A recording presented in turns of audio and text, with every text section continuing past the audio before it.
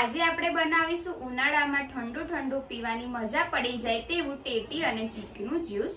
Friends, આજે આપણે ચીકુ અને ટેટીનું જ્યુસ બનાવીશું। એમાં આપણે ટેટીનું પ્રમાણ વધારે રાખવાનું છે, એના માટે મેં એક ટેટી લીધેલી છે અને આ આપણે 3 થી 4 ચીકુ લીધેલા છે।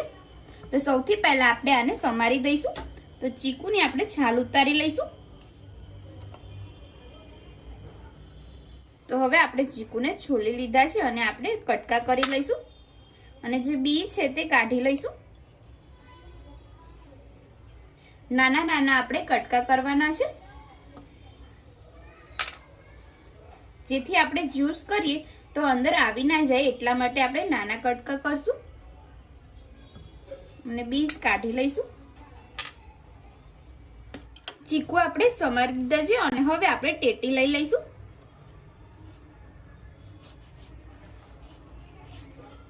અને જે આ બીજ છે એ કાઢી લઈશું।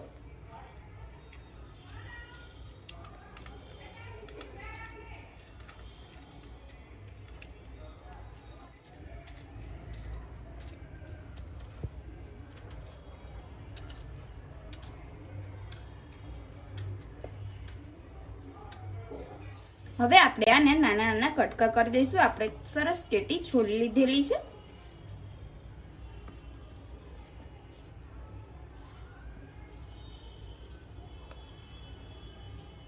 ફ્રેન્ડ્સ, આપણે બંને એકદમ સમારી લીધેલું છે, સરસ ટુકડા કરી લીધેલા છે ચીકુ અને ટેટી।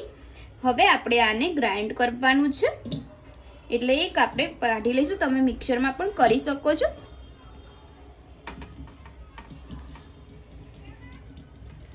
આપણે ચીકુ અને ટેટીના જે કટકા કરેલા છે એક વાસણમાં કાઢી લીધા છે। જો તમે મિક્સરમાં ક્રશ પણ કરી શકો છો, હું અહીંયા ગ્રાઇન્ડ કરવાની છું એટલા માટે મેં આમાં કાઢેલું છે। આપણે આને ગ્રાઇન્ડ કરી દઈશું। હવે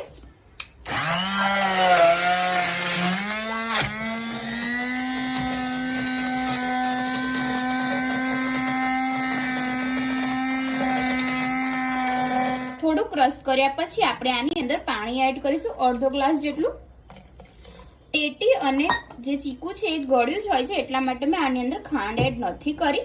જો તમને વધારે ગળ્યું પસંદ હોય તો તમે ખાંડ એડ કરી શકો છો। આપણે એકવાર ફરીથી ગ્રાઇન્ડ કરીશું।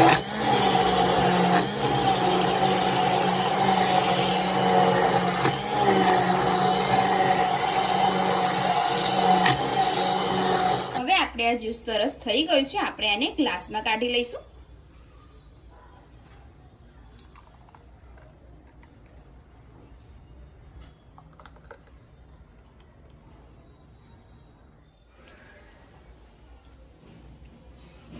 આપણું ટેસ્ટી જ્યુસ રેડી થઈ ગયું છે। આપણે એકદમ નેચરલ રીતે બનાવ્યું છે, અંદર ખાંડ પણ એડ નથી કરી। જો તમે આઈસ ક્યુબ એડ કરતા હોય તો કરી શકો છો, એકદમ સરસ લાગશે ઠંડુ ઠંડુ। જો તમને મારી રેસીપી પસંદ આવી હોય તો વિડીયોને લાઇક કરજો, શેર કરજો, કમેન્ટ કરજો અને ચેનલને સબસ્ક્રાઇબ કરવાનું ના ભૂલતા।